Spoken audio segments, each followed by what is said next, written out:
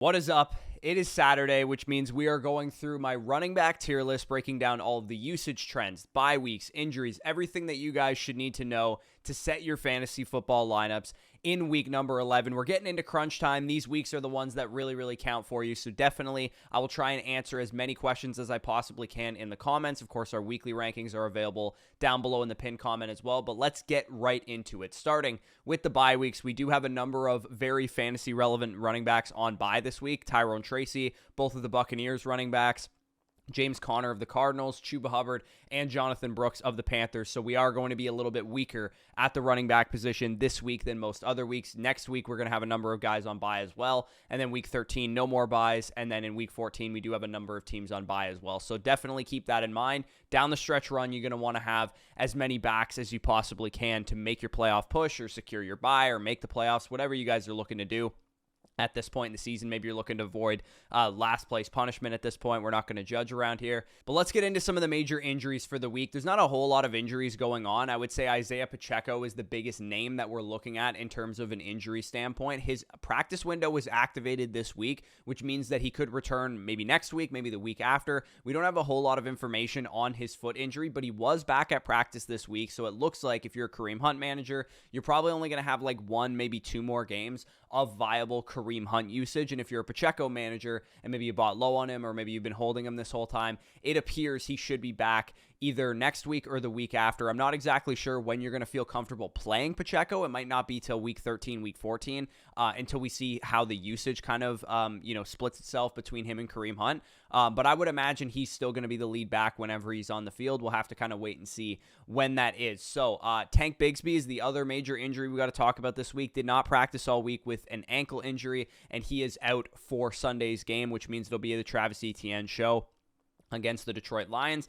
Then we also have Jaylen Warren, who was downgraded on Wednesday. He had no injury designation. On Thursday, downgraded to a back injury, did not practice. And then on Friday, a limited participant. So I would say he's truly questionable, probably a game time decision. So keep that in mind when you're talking about Najee Harris. It's a tough matchup against the Ravens. But if Harris has no Warren in that game, he should have a upgrade to his matchup as well. So as we always do, we're going to go through my running backs 1 through my running back 12 of my rankings. I go through these guys briefly because you guys know that you're obviously starting them, but we break down who has a good matchup, bad matchup, and who's in a high-scoring game environment. So elite running backs who are in good matchups this week, there is a lot of them. Most of these guys have really good matchups. Could be a big-time running back point bonanza for fantasy. Jahmyr Gibbs against the Jags, that's the 31st easiest matchup there. Devon Achane versus the Raiders. Joe Mixon versus the Cowboys. Kyron Williams versus the Patriots.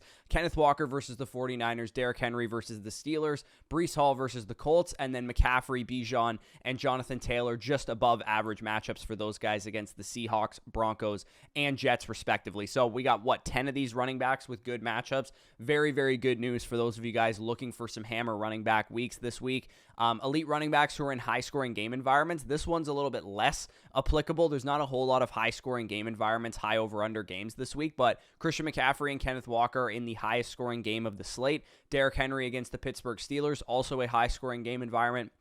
Saquon Barkley on Thursday night, of course, he had a great game versus the Commanders, was a good game environment for him. And then Jahmyr Gibbs versus the Jaguars, also a good game environment, especially knowing that the Lions are implied for 30 of those 47 points on the over-under. Elite running backs who have bad matchups. So, like I said, most of the running backs have great matchups, but there is two guys in the top 12 that did not have good matchups as far as like the run defense they're going up against. One of them was Saquon Barkley, who had a monster game, ripped off 2 nice touchdowns at the end of that Commanders game, so no worries there. He had like 33 fantasy points. And then Alvin Kamara versus the Browns, a little bit of a tougher matchup. You'd rather pass against the Browns defense than run against it. So those were my top 12 running backs. We're going to highlight 3 guys just to highlight some usage trends here. Christian McCaffrey, of course, made his debut for the season last week in week 10. He came onto the field and already was playing a workhorse role. 89% of the snaps, 68% of the rush attempts, 79% of the routes, a 21% target share, scored 16.7 PPR points, and had an 8.7 utilization score, which would be a top 5 mark on the season. So it looks like Christian McCaffrey's back to full-on Christian McCaffrey mode. Make sure Jordan Mason is rostered in your league, because if McCaffrey re-aggravates that injury as a result of this workload, he is obviously going to have the potential to win people leagues. Running back 7 for me on the week here that I want to highlight is Kyron Williams. 2 straight games now of over 94% of the team snaps. He is getting everything under the sun, and it has not really translated to the box score. You see there 10.5 PPR points in week 9, 13.2 PPR points in week number 10. So if you have a chance to go buy low, and by buy low on Kyren Williams, I'm sure whoever has him knows he's very valuable. But if he's valuing him as, say, a top 10 running back rest of the season, as opposed to the top 3 to 5 running back that he actually is, definitely go and send some offers for Kyren Williams. And of course, you're going to be starting him this week. My running back 11 in my rankings is Jonathan Taylor, who similarly has had a pretty good workload all year, but the last 2 games has not really performed at the super highest level. So maybe Jonathan Taylor, a buy low candidate. We'll have to see how Anthony Richardson plays. Of course, he was benched a couple weeks ago. Now he's back, and he's going to be starting for the Colts, and that affects Jonathan Taylor, at least as far as red zone work is concerned. But we have seen Jonathan Taylor be efficient when Anthony Richardson has been starting because of the rushing threat of the quarterback. So we'll have to kind of wait and see how that plays itself out. But I do think Jonathan Taylor is worth a shout as maybe a sneaky buy low candidate for the rest of the season. So let's get into my high-end RB2s. You guys can see the tier list in front of you, and I'm going to go through kind of 13 through 18 and then 19 through 24, as I always do. Starting with my running back 13, which is Josh Jacobs versus the Chicago Bears 22nd ranked run defense this week. Josh Jacobs has actually been on a nice little heater the last couple of games. He's been over 5 yards per carry in 3 straight games. The touchdowns have not really come for him this season, which is one thing that's actually been really surprising to me, because coming into the year, if you guys remember, we were pretty in on Josh Jacobs at his price, especially in best ball drafts, because I figured the way that the Packers offense was going to operate, Matt LaFleur loves to run the ball. Once they get into the red zone, it's going to be all Josh Jacobs. He only has 3 touchdowns on the entire season, and some of that is inefficiency. Some of that is the fact that Jordan Love missed some games. But regardless, I do think he has a chance to really turn it on down the stretch. And we've seen even in the last, 4 or 5 games or so that he's averaged 17.4 PPR points per game, which is a lot better than what he was doing early on in the year. He was kind of like a 12 to 14 PPR point per game guy early in the year, but it's mainly due to the fact that he has a great workload, not so much that he's been getting the touchdowns. So hopefully those come his way. I actually really like him to score a touchdown, which is going to be part of our Pick'em entry this week, and we're going to be building that out throughout this video. And of course, if you want to tail it, the link down below in the pinned comment is how you can do that. Underdog Fantasy, code FSE, gets you up to 1,000 in bonus cash. The one thing I will say about this game is that the Bears just fired Shane Waldron, so maybe they're a bit of a spicier outfit this week, but I personally expect this to be a ball control game. Packers control the game. They're able to run the ball really well against, like I said, the 22nd ranked Chicago Bears run defense. So I like Josh Jacobs to have a pretty good one. In this game, running back 14 for me on the week is David Montgomery versus the Jacksonville Jaguars 31st ranked run defense. So very easy matchup for David Montgomery. And I said this last week too. When they were going up against the Texans, you can kind of see a David Montgomery game coming. You can see a Jahmyr Gibbs game coming. Over the last month or so, Jahmyr Gibbs has been the much more productive of the two. But to me, this is a David Montgomery game all over. Whoever will have the better game is usually determined by just common sense. If it's a bad run defense up the middle, Jacksonville is one of those defenses in the NFL. This is a great matchup for David Montgomery. And David Montgomery has been consistently over 10 PPR points over the last 4 weeks, despite Jahmyr Gibbs being the more productive of the two running backs. But this is a horrible run defense. They're nearly a 2-touchdown favorite against the Jacksonville Jaguars and Mac Jones starting at quarterback. This has David Montgomery rushing for 80 yards and 2 touchdowns written all over it. I like the higher on his 57.5 rushing yards on Underdog, which will also be part of the Pick'em entry that we build out here. Running back 15 for me on the week is Kareem Hunt. Isaiah Pacheco has been ruled out, like I said already. He's likely to make his return either next week or the week after. He has to make his return by week 13 at the latest. Bills are awful against fantasy running backs, 30th ranked against fantasy running backs in adjusted fantasy points allowed. Last week was the first week that we saw the Chiefs not give Kareem Hunt over 20 carries in 4 straight games. So he was, routinely like the workhorse on the ground for this team. And this week presents itself a much better matchup with Kareem Hunt, who actually also saw like a big uptick in his receiving usage. He had a 22% target share last week. The Bills, you just run against this team. Nobody's abandoning the run game against the Buffalo Bills like the Chiefs did last week against the Broncos. And this team actually allows the most targets per game to the running back position at 8.4 targets per game to the position. Of course, they played the Dolphins twice, so that factors into it. Devon Achane obviously had a lot of targets in both of those games, but still, you could throw the ball to your running backs against this team and against this defense. It's just they allow everything to the running back position. So definitely targeting Kareem Hunt as a great start this week, and I also like him to go higher higher than half a total touchdown. I like him to find the end zone in this game. I think this Chiefs-Bills game might be a little bit lower scoring than people think, a little bit more reliant on the run games, and I like the Chiefs in that matchup because the Bills just can't stop the run. So running back 16, Chase Brown versus the Los Angeles Chargers. He scorched earth the last 2 weeks with an elite workload. You guys can see there, 79 and 88% of the snaps the last 2 games. This is a brutal matchup against the 4th-ranked Los Angeles Chargers defense. This is the only run defense in the NFL that has allowed 2 touchdowns or less receiving and rushing to the running back position. So it's very hard to score on the ground versus this team. The big question for me is this workload sustainable for Chase Brown? And I don't mean because he's not a good enough player or whatever. He carried a huge workload in college at Illinois, but based on the actions of the team, trading for Khalil Herbert, bringing in Leonard Fournette to work out for the team, it looks like they don't want this to be his workload going forward. It wouldn't be shocking to me if 3 weeks from now, we're looking back as week 10, week 11, as that should have been the window you were selling high on Chase Brown, because it's now a 60-40 split with him and Khalil Herbert. Khalil Herbert has now had 10 days to soak up the playbook since they played on Thursday night of last week. So what does his role look like? How does this affect Chase Brown? I still think he's a great play this week at RB16. I think he'll still get like a 65-70% workload, but I'm just curious if we see a big time dip in his workload with Khalil Herbert now kind of acclimated to the team, or if it kind of stays the same, in which case he's definitely going to be a top 15 running back rest of season.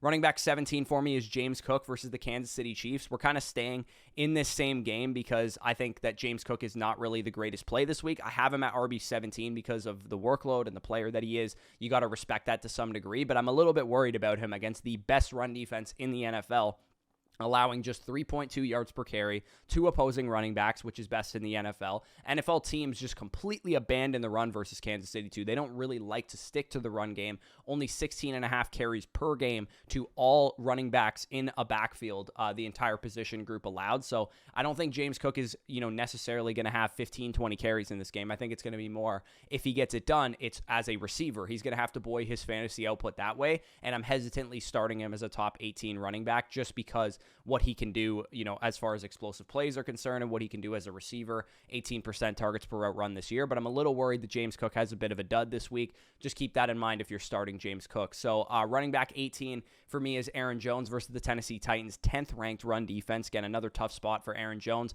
The Vikings offense against the Jaguars last week completely shit the bed. They should have been so much better than they actually were. They put up like 12 points and barely won the game. Aaron Jones also suffered a rib injury in that game, so his snaps took a bit of a hit, and this is the second time now this season he's gotten injured mid-game, and we're seeing a near 30-year-old running back start to get a little bit banged up. I'm wondering if he'll be limited in this game. He's totally off the injury report, so there's not a whole lot of concern there, but I think very similar to James Cook, I think most of his damage will need to be done as a receiver because the Titans are very good inside the 20s at stopping the run. The Titans have actually allowed 5 receiving touchdowns to the running back position, which is the most in the NFL. So I actually don't mind if you're, betting this game or whatever, if you wanted to, mess around with Aaron Jones receiving yardage or, receptions or targets or something like that. But still, I'm a little bit hesitant on Aaron Jones from a fantasy perspective this week, just because he's been a little bit up and down, a little bit in and out of the lineup with injuries and stuff. So we'll have to kind of wait and see how that materializes, but I do still like him as a top 18 running back start. Getting into the next tier of running backs, Brian Robinson is my first guy in this tier, running back 19 for me. He locked into my rankings on Thursday night. People were kind of hesitant to start him. Hopefully you did because he had 14.2 PPR points. Not too shabby against the second-ranked Philadelphia Eagles defense. So given the bad matchup, I think that was a very, very good outcome for Brian Robinson. I'll talk about Eckler later, who actually had a better game because of all the receiving work. But RB20 for me in my rankings is DeAndre Swift, going up against the 13th ranked Green Bay Packers. I think DeAndre Swift may low-key be a huge beneficiary of the coaching change. Of course, Shane Waldron, the former offensive coordinator, out as the play caller. They fired him. Thomas Brown is going to call the plays going forward, and he's a running back coach by trade. So there's a chance we see an uptick, a greater emphasis on DeAndre Swift, maybe getting him the ball in space and, getting receiving work and things of that nature. So maybe we'll see that going forward with Thomas Brown as the OC. It was a down week last week for DeAndre Swift, and the Bears offense just looks bad right now. Like, I think there's no way to sugarcoat it. Caleb Williams is playing like a bad quarterback, and the offense was so archaic with the receivers running weird routes, and everybody's like talking shit about Shane Waldron. Like DJ Moore and Keenan Allen are getting behind mics being like, yeah, I think he's a nice guy, but I don't really think he knows what he's doing. Like, that's really telling when an offense is that, chaotic. It's understandable why it looks like this is the most underperforming unit in the league. You have first overall pick Caleb Williams with 3 talented wide receivers, a good tight end, and good running backs, and we're wondering why the hell this offense looks so bad.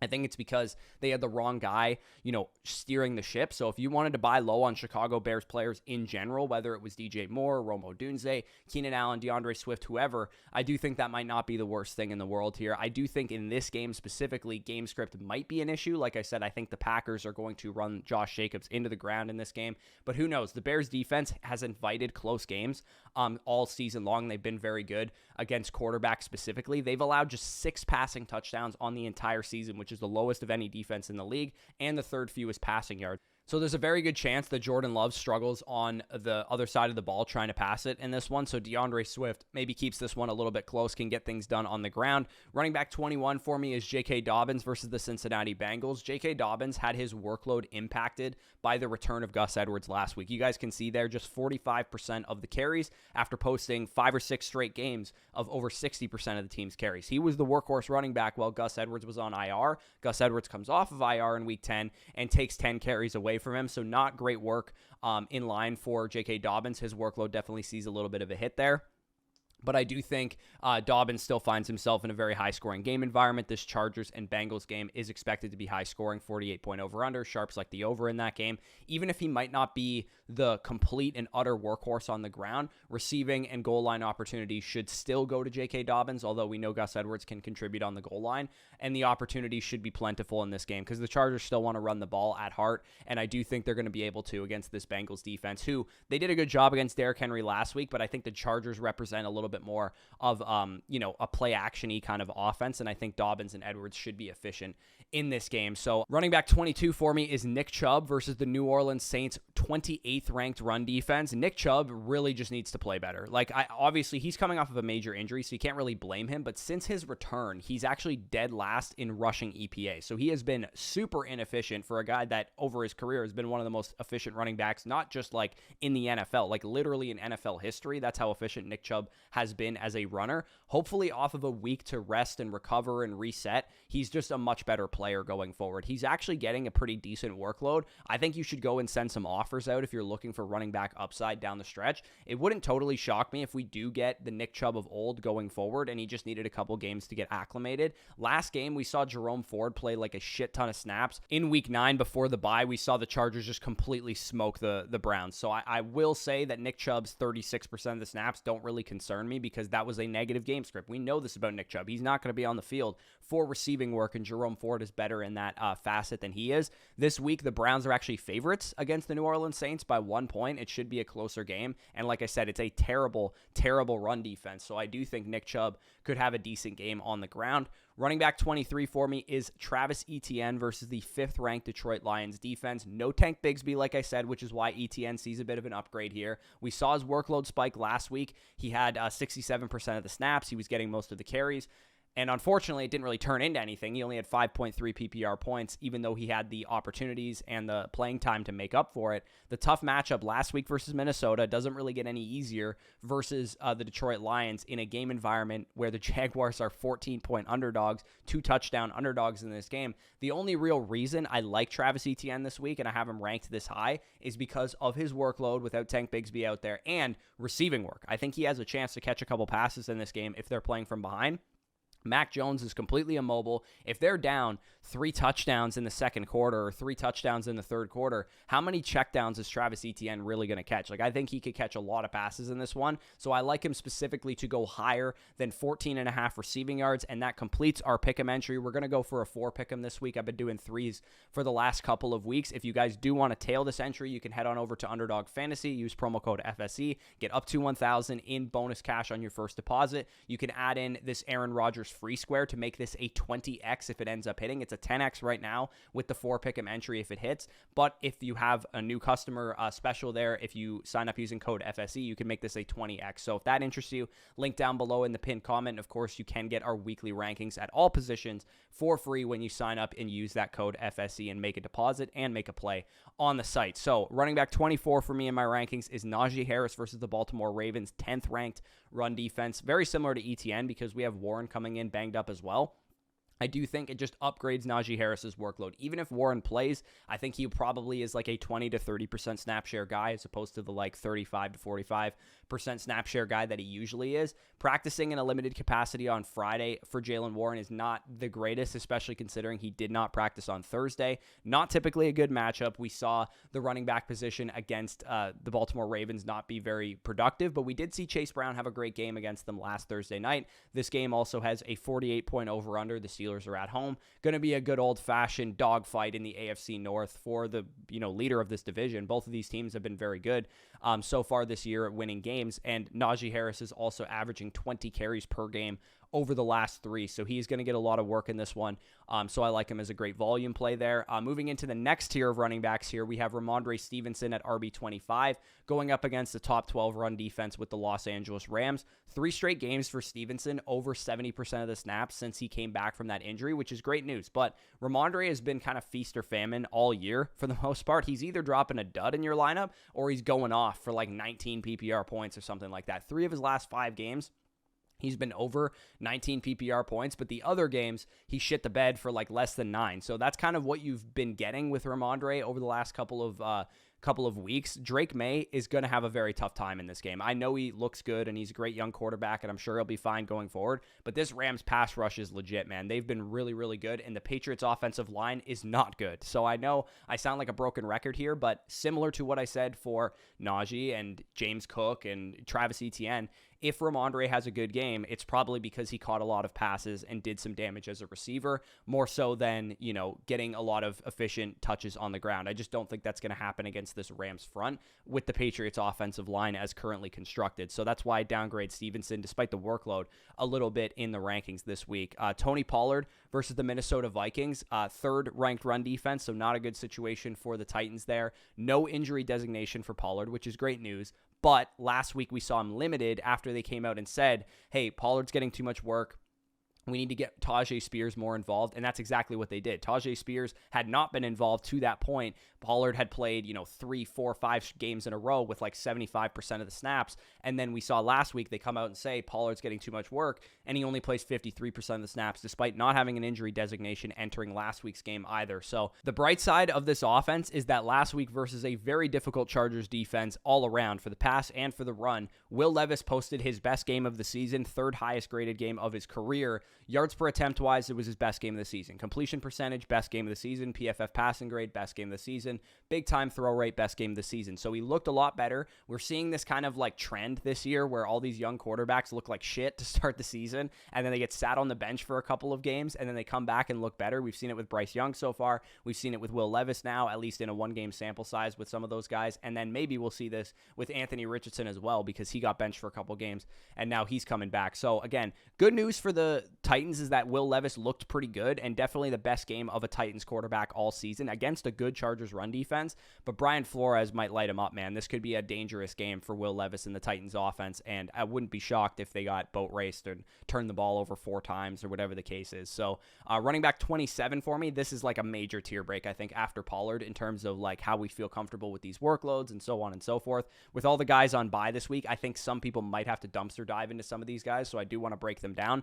Running back 27 for me is Alexander Mattison versus the 25th ranked Miami Dolphins run defense. I talked about him in yesterday's Sneaky Starts video. The game script in week 9, before the Raiders had their bye, Alexander Mattison only played 39% of the snaps, but the game script was a big part of that. The Bengals beat the shit out of the Raiders, and Amir Abdullah was on the field for 49% of the snaps because they were playing catch-up the entire game. This week should be a lot closer than that Bengals game. I know the Dolphins are a better team than the Raiders, but they don't really look like the Dolphins of old. I don't imagine they're going to to come out and beat the crap out of the Raiders and, get up by 3 touchdowns in the first quarter. Madison had 18 opportunities in 4 straight games prior to that Week 9 game against Cincinnati that got out of hand. So I actually like him to get back to his old workload. He's actually got an easy matchup here. 25th against the run are the Miami Dolphins. So I kind of like Madison as like a sneaky player to throw into your lineup if you need a good option. RB28 for me is Rico Dowdle versus the 6th-ranked Houston Texans. I mean, he's supposedly the starter now. I don't know who's going to tell the Dallas Cowboys that he's been the starter for like 5 games, but they came out and said, oh, Rico's our starter now. It's like, okay, we already fucking knew that, who've been looking at the usage like we've been doing every single week on this show. We'll see if this affects Dowdle's workload. Maybe what they mean by that is that he's going to play 80-90% of the snaps. I don't think that's what they mean. I just think they're going to keep his usage consistent going forward. Regardless, I don't think this is going to be a good matchup for him. He has a top 6 run defense. Cooper Rush is starting at quarterback, and I imagine this is going to be a very negative game script because the Texans, even though they're not a very good team right now, they're getting Nico Collins back, so they're probably going to be able to score points on the other side of the ball, and the Dallas Cowboys can't stop anybody, at least as it currently stands. With Parsons coming back, they've been better, of course, in the last game that we saw. Simply a volume play at best for me. On Dowdle, if you do play him, it's just because you want the touches, but regardless, let's move into RB29. Raheem Mostert versus the Las Vegas Raiders. I already talked about this game from Madison's angle, and I talked about Raheem Mostert in that sneaky starts video as well. Super easy defense. The Dolphins, if they want to win this game, or if they do win this game, I imagine it will be because Devon Achane cooks and Raheem Mostert cooks, because the wide receivers, Tyreek Hill, Jalen Waddle, and Tua Tagovailoa, the quarterback, don't have easy matchups. The Raiders have been the biggest run funnel defense in the NFL. The way you beat the Raiders is by running the ball against them. I know Burrow had like 5 touchdowns against them a couple weeks ago, but that performance has actually been kind of an anomaly. They've been much better against wide receivers and quarterbacks this season than they've been against running backs. So that's why I like Raheem Mostert to have a pretty good game in this one. Running back 30 for me is Audric Estime of the Denver Broncos going up against the 8th-ranked Atlanta Falcons run defense. I also talked about him in the Sneaky Starts video. He was the lead ball carrier for the Broncos in Week 10, which is great news for the whole offense because Javonte Williams had been pretty bad all season. The Falcons are a pretty good run defense, so that's a little bit of a tougher matchup, but I do like Audric Estime to be productive because this is a game environment in which the Denver Broncos are favored at home. Maybe they get out to a nice little lead or this game stays close. The Falcons also allow the 5th most targets to the running back position of any team in the NFL, and if you want more proof that he might have a good game, I'm facing him in my home league, which means he's guaranteed to have a good game because I have the worst luck this season in my home league. So Audric Estime, if he's on your roster, just know I'm going up against him, and he'll probably have a good game as a result of that. So firing off some deep league flex plays. Again, most of these guys are not guys that you'd ideally want to be starting, but if you do have to start them, I'll list them off here. Running back 31 locked in for me was Austin Eckler, and of course he had a great game on Thursday night with 17.6 PPR points. If you had to start him, good news for you. He actually ended up having a great game against a tough run defense. Tyler Algier, Tajay Spears, Zach Charbonnet, and Braylon Allen. I mean, I could kind of group these guys all together because the reason you would start a player like this, Algier, Spears, Charbonnet, Allen, is that they get 30, 40, maybe 50% of the work in a good game environment. Like Algier, again, if the Broncos are losing that game, Bijan and Algier are going to be running like crazy. But the real reason you start guys like this is what happens if the starter ahead of them goes out for a couple of series with an injury. They're in the medical tent. Maybe they're out for the rest of the game because you know that Algier, Spears, Charbonnet, and Allen are good players. And if they're getting 10 to 12 touches like they usually do when the starter ahead of them is healthy, that's fine. They could pay off 10, 11, 12, 14 PPR points at the best case scenario. But the real upside for your matchup is that the other player goes out with an injury and Algier's the starting running back for the rest of the game or Charbonnet's the starting running back for the rest of the game. So that's why you would use these guys as deep league flex plays as opposed to like Justice Hill types or somebody that you know his role, you know his workload, but there's not a whole lot of upside there. I think I would rather play guys like Algier, Spears, Charbonnet, Braylon Allen, even like Jerome Ford, Gus Edwards, anybody that's kind of like a handcuff with like some standalone roles in mind there. That's kind of what I'm looking at with those type of guys. So that is the end of the running back tier list. Again, if you enjoyed this video, if I helped you set your lineup, leave a like down below, subscribe to the channel if you're new. If you're wondering who I would start over who, again, whoever I have ranked higher is who I would start. If you have my RB18 and my RB24, I would start my RB18 over my RB24. And again, if you want to tail our pick'em entry, head on over to Underdog Fantasy, which is linked down below in the pinned comment. Use the promo code FSE when you sign up. You'll get up to $1,000 in bonus cash. There's tons of promos going on right now. If you guys are NBA fans, especially with the new season underway, you can use boost tokens and profit boosts and all this kind of stuff specifically for NBA entry. So if that interests you, definitely check that out. And if you want to tail this entry again, you can do so and add in this Aaron Rodgers free square to make this a 20x if it ends up hitting. I've been trying to hit one of these 4 pick'ems for a while, and I haven't had a whole lot of luck with these, 10x heaters, but I feel pretty good this week. I feel pretty good about the ones that I ended up going with. So if you want to tail it, head on over there. Like I said, the link is down below in the pinned comment. Check out everything we got going on over at flockfantasy.com. We just dropped a 2025 class video, site exclusive, me and Danny talking about the class. We have our rest of season rankings up to date. Our trade value chart is now up to date as of week 10's games. We have our dynasty rankings up to date with rookie picks in there. You can use our dynasty trade value chart. You can use our trade finder tool. You can use tons of other stuff. You can get a team reviewed by yours truly, by Danny. You can get start sit questions, trade questions, super chat questions answered over on the site. Tons of content going on over there. Check that out down below in the pinned comment. But with that being said, peace out, and we'll talk to you soon.